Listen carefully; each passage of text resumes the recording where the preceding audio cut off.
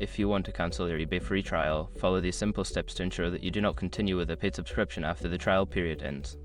Step 1. Log into your eBay account. Visit the eBay website and log into your account using your username and password. Step 2. Go to Account Settings. Once logged in, navigate to the My eBay section. Click on Account to access your account settings.